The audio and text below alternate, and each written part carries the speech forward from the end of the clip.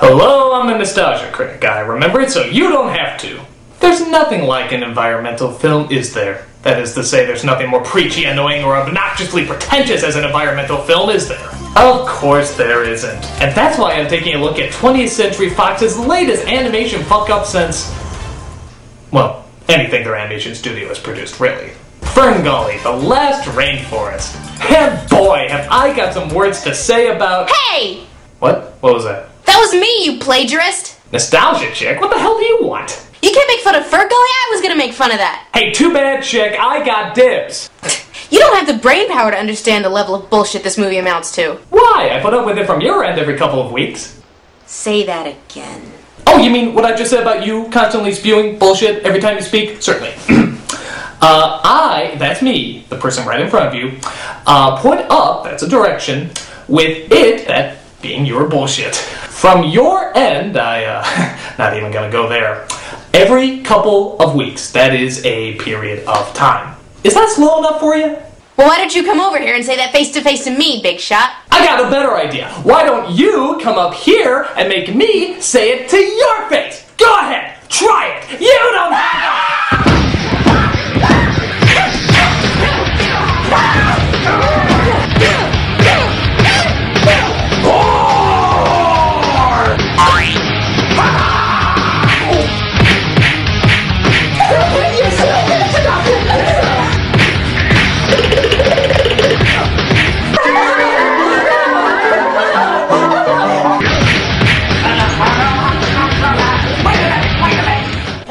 Focus of the real evil here. Oh. You're right. This isn't about us. This is about an awful movie. A god-awful movie that deserves to be ripped a new one. What do you say? Truth? Truce. So the film begins, as most epics do, with a flashback. Bastard. Bitch. They tell us that FernGully used to be a peaceful forest of waving hands, where everybody was happy and peaceful all the time. Need any help there? Yes. Good.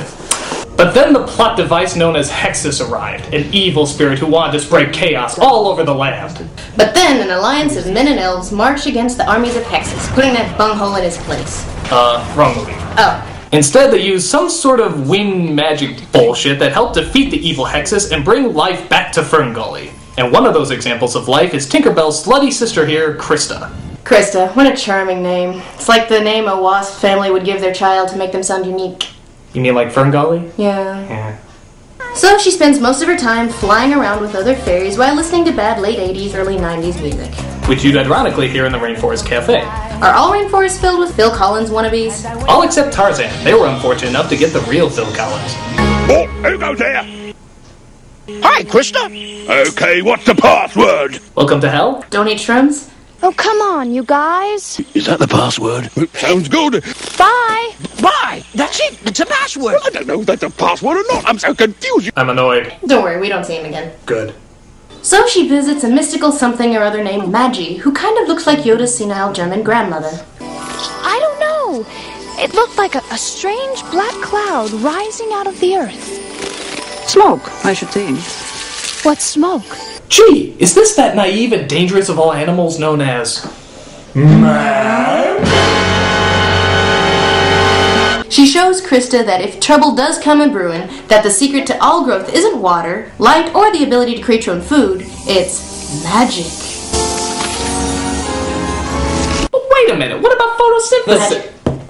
What about the science that goes behind... What about the years of research that... Magic, damn you! Don't you ever try to bring logic into this movie again. This is FernGully, bitch!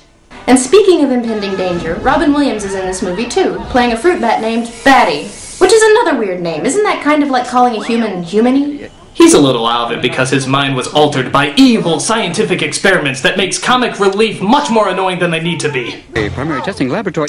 No! Pass the probe. Graduate students all gather forward.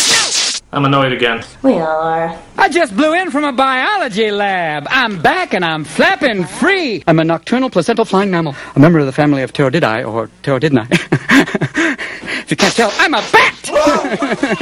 Yes, I am. And they used to call me Batty. Batty Coda. Nice to meet you. Bonjour. You know how Robin Williams is both funny and annoying? It's like they took away the funny, just replaced it with more annoying. Well, it's not like he could get any more annoying. Yo, the name is Patrick. The logic is erratic. Oh, he raps. Yeah, you review it. No, you review it. So yeah, listening to Robin Williams rap is kind of like listening to Eminem, sung by Eminems, while taking part in S&M. Annoying, bad for you, and incredibly painful. So Batty says he spotted humans at Mount Warning, which is... Wait a minute, Mount Warning? Isn't that in Australia? Yeah. Is their rainforest in any kind of danger? Then why is it called the last rainforest? Well, Mr. Critic, one must ask oneself, where is a viable rainforest environment that happens to have a ready supply of white people? Central America? No. Africa? Carrot. New Guinea? Getting warmer. Oh, Australia! Now you got it. Technically, they could have just made up a location, but I guess the movie wanted some credibility. Now, you could say that it's not a great idea to try to impose logic on an environmentalist film about fairies, but hey, it's for kids, and kids are stupid enough to buy anything. Now I know! And knowing is half the battle. So Krista follows Batty to where he spotted the humans. Yeah, this territory looks kind of familiar. Come on, you got a great set of wings. And that's not the only thing you got a great set of. Oh! Oh, come on, why do you think he's flying behind her? So we come across a blonde mullet youth named Zach, who's helping other Australians with no accents chop down the trees of their beloved rainforest. Faster than you can say it's not the size that counts, Zach is shrunken down to the size of a fairy. A human! What is with this running blindness gag? He's a fruit bat. Fruit bats aren't blind. While he's passed out unconscious, the little mugger in Krista rummages through his pockets to see what she can find. Maybe I can cut off this root in his crotch area. Take anything you want. I won't tell the cops. Trust me, I'm not gonna tell anyone I was mugged by a fairy. Check this out. I've a basic inclination. Oh, I'm sorry, we seem to have entered into a completely different movie. I just can't control this hunger. On my ravenous consumption, you're a welcome little snack. If I'm gonna eat somebody, it might as well be you. I could see you as a sandwich or a strange exotic stew. I mean, what is this character? He just comes out of nowhere singing this kind of sexual song about how he's gonna eat Zach. I mean, what's the point? Oh. It's a big-lipped alligator moment. A big-lipped alligator moment. What's a big-lipped alligator moment? A big-lipped alligator moment. Well, that's not an alligator, it's that's not an alligator. You stupid sack of shit. Perhaps you don't remember the big-lipped alligator scene from All Dogs Go to Heaven. This is named after the random musical number sung by a big-lipped alligator towards the end of the film. A scene that comes right the fuck out of nowhere, has little to no bearing whatsoever on the plot, is way over the top in terms of ridiculousness, even within the context of the movie. And after it happens, no one ever speaks of it again. Oh, like the Dancing Fire Gang from Labyrinth, the Pink Elephants from Dumbo, the creepy-ass tunnel scene from Willy Wonka. That's right. And now this festering pile of pointlessness. Yes, Critic, you're learning a lot today. I am. I really am. Well, after that bit of nothing, our two main characters finally introduce themselves to one another. I'm Zach. I'm Krista. Pleased to fuck you. I mean, meet you. Krista shows Zach around the forest while those pesky, stupid humans foolishly unleash the monster Hexus, played by Tim Curry, from his wooden prison. He then works his way into their radio, where he tells the workers to head out and destroy FernGully. You're going to FernGully, and I want you there by morning. Didn't our boss used to be a woman? Wendy turned into a British guy. We then hear Hexus sing about how he loves pollution and how he considers their relationship toxic love. Slime beneath me, slime up above. You love my toxic love. I'm just a cheap, toxic cunt from little toxic mania. I'm just a cheap toxic cat from transsexual. Did that make any sense? No. Are you ever going to mention it again? Probably not. Big lipped alligator moment! Big lipped alligator moment! So Krista and Zach sit and talk more about how the rainforest is good and humans are the devil. But trees give life. They make the clouds, the rain, the air. Oh, we've got air. Yeah, if you don't mind getting all your minerals in one breath. Too subtle! Don't you miss talking to the forest? What does it say? Well, listen. It's raining like magic. Oh, it sounds like a crappy pop song. Yeah, that sounds cool. No, usually it's warm. No, cool means hot.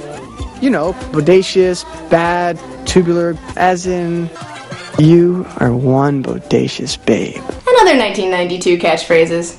To show his, sudden romantic interest in Krista, he carves her name into a tree, which is a FernGully no-no. No, you mustn't do that. Here. Can't you feel its pain?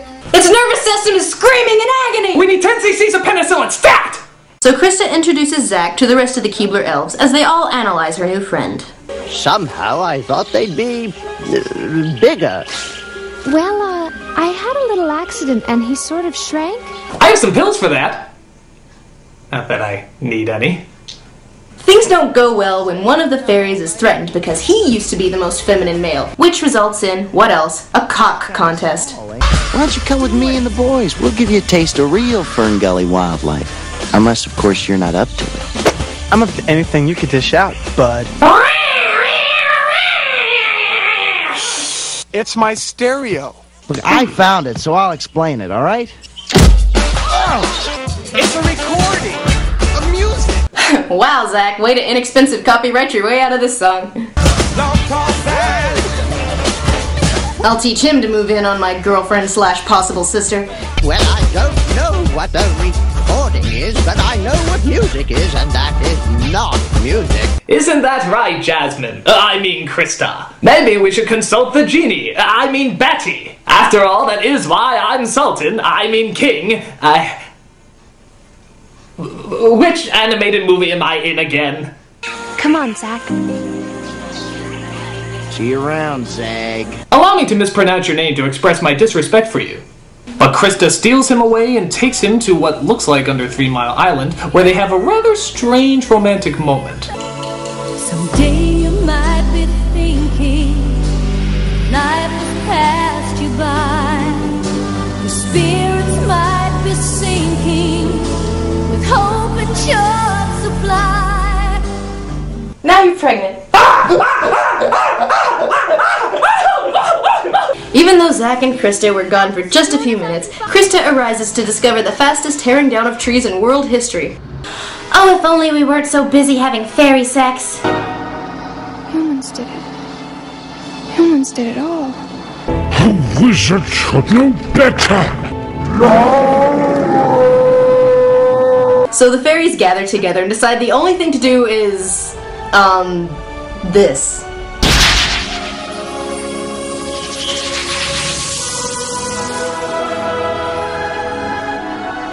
What are they doing? I don't know.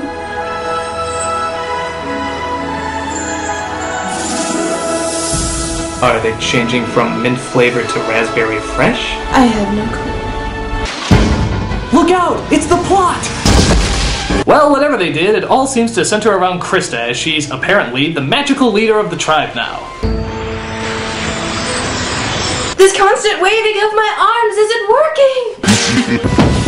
Well, all right, Gummy. We're going to war. Oh yeah, because every kid will understand the John Wayne reference.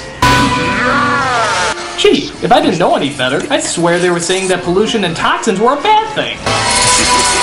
So Zach breaks into the machine and figures out that the only way to turn off this Leviathan is to turn off the Leviathan.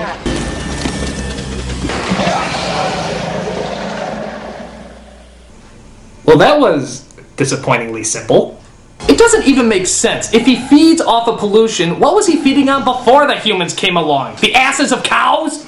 But don't worry, through the magic of... just magic, I guess, Hexus regenerates himself and comes back to life. That makes sense. They're numb from the brain down. But she gets out her magic bean that turns the Dark Lord into a chia pet for some reason, and thus all order is restored to FernGully. Zack is transformed back to his normal size, where he'll go home forgetting about how to save the environment just like everyone else who watched this movie. Yay! I'm back to my normal size! Except... no! This movie is awful. It made no sense, it made no money, and it made us want to chop down as many eucalyptus trees as possible. I think my biggest problem with this movie is that while they're trying to tell us to save the rainforest and not cut down trees, how many trees do you think they chopped down to make the paper for this goddamn animated movie? Or not to mention the greatest factual wrong of the movie, which is to infer that the major cause of deforestation is the goddamn logging industry. It's not. It's cows clearing rainforests. We need rainforests, and, you know, they clear them out for your goddamn hamburgers. See, even to environmental nutballs, this movie makes no sense. Say that again. Even to... Big lip alligator moment. I'm a nostalgia critic. And I'm your nostalgia chick. We remembered so you